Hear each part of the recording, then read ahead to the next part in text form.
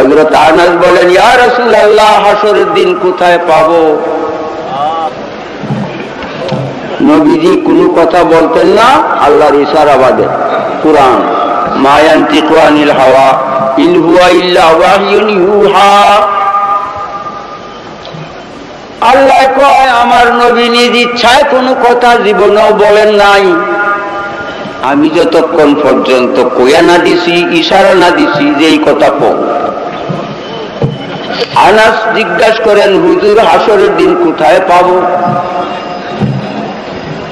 আল্লাহ কয়, দুষ্ট আনাসের উত্তর দাও, তুমি কও যে আমি মিজানের দ্বারে নেকি বদি ওজনের কালে থাকবো। আল্লাহর আদেশে নবীজি বলেন, আমি নেকি বদি ওজনের কালে মিজানের দ্বারে থাকবো।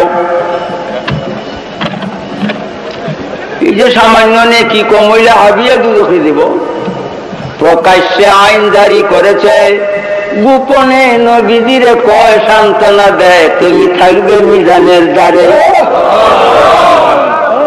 কি প্রেম প্রীতির খেলা রে, নবীর প্রেমিক মিলে বুঝিবে আর কে এই জগতে।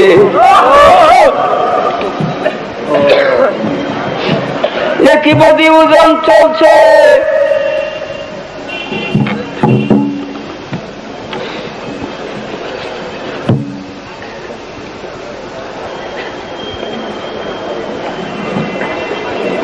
একই বদি ওজন চলছে।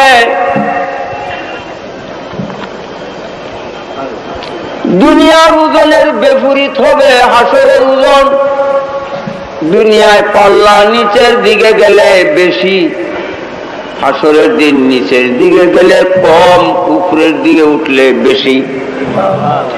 নেকি আর বদি ওজন চলছে, নেকির পাল্লার দ্বারে নবীজি দাঁড়ানো আছে। নেকির পাল্লা নিচে গেছে, কি হয়েছে? কম হয়েছে না বেশি? নবীজি কয়, যাও, সারছে। আবার তিনি বলেন, যাও, সারছে। আবার তিনি বলেন, যাও, সারছে। বাইরে আমার যতই ওজন হয়, কেবল হুজুরে হাত মুবারক দেয়, ইশারা দেয়, আর নেকি বাড়িয়া যায়। ফেরেশতারা কয়, আল্লাহ, লাভ মারছে। হ্যাঁ, রশিওয়ালার আর মাইক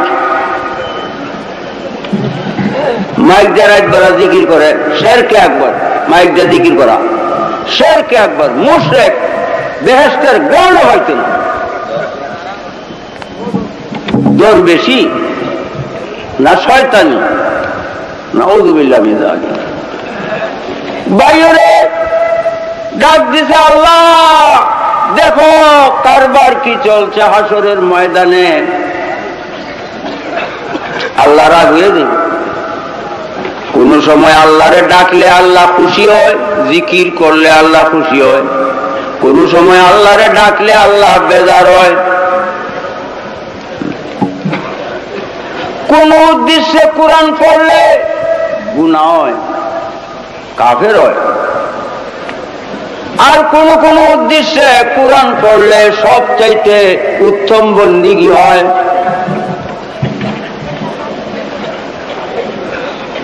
এখন আল্লাহরে ডাকছে আর আল্লাহ বেজার হয়ে গেছে, গুসা হয়েছে।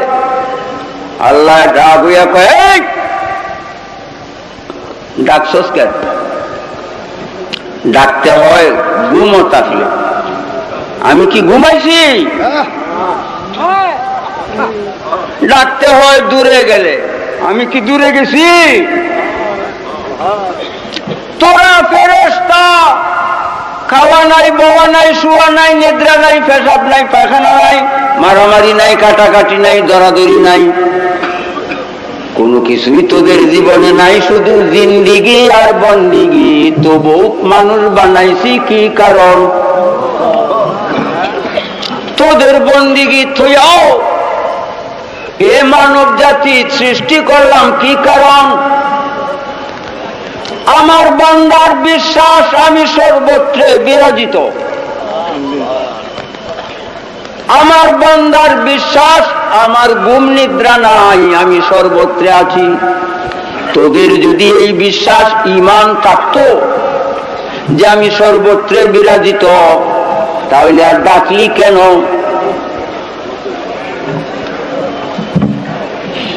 কেন ডাকলি? ডাকার কি কারণ? আমি তো এখানে আছি। এ ফেরেশতারা, নেকি বদি ওজন তো আমার জন্য নয়, ওজন তো যে না জানে তার জন্য। আমি তো জানি আমার বান্দার ঈমান, এই মানব জাতির ঈমান ওজনের আগেই পরিমাণ জানি, তার বিশ্বাস। নেকি বদি ওজনের আগে না, নেকি বদি করোনার আগে পরিমাণ আমি জানি, সেই আল্লাহ আমি। আদম সন্তানের নেকি বদি ওজন হবে আদম সৃষ্টির পূর্বে, আদম সন্তানের নেকি বদির পরিমাণ আমি জানি, আমার বান্দার ঈমান। এরপরে আর আমার জন্য তো ওজনের কোনো প্রয়োজন নাই। এক কথায় শেষ, তোমরা নেকি কম দুজখে যাও, তোমরা নেকি বেশি বেহেশতে যাও। এই এক কথায় মীমাংসা না দিয়া হাজার হাজার কাল বৎসর না 50,000 কাল বৎসর পর্যন্ত ওজন। এই ওজনের কারণ কি? আমার দুস্তের শান যে কত মহান রে, প্রমাণ এই হাসরের মাঠে, এই জন্য লটকাইছি মিজান।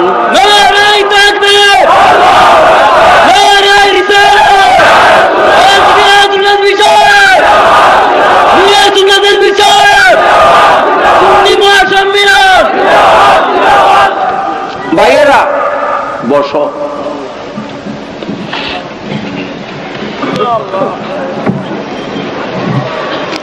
ভাইও আমার, আমি ছেড়ে দিলাম নবীজির শান। ভূমিকায় যদি আমি রাত্রিটি অতীত করে দেই, অসুবিধা না।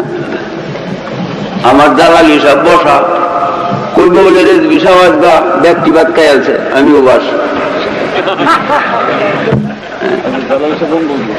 আরো আলেম ওলামা আছেন, তবে একটা ভারী, আপনারা যে সব বদলিয়ে দিয়ে কাম করায় না, মনিবে মনিবে মাথার নিচে হাত দেয়া ছায়া থাকে, মনিবে কাম করে দেখে, তারা মনিব আমি বদলিয়া, আমি বদলিয়া কাম করব। মনিবেরা ছায়া ছায়া দেব, যদি বলে খালি ধরে যাবে, আর কোনো দেরি নাই।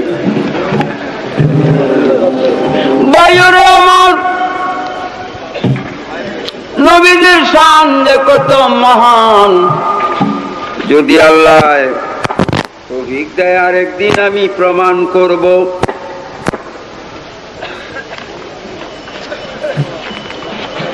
আজকে আমার তেলাওয়াত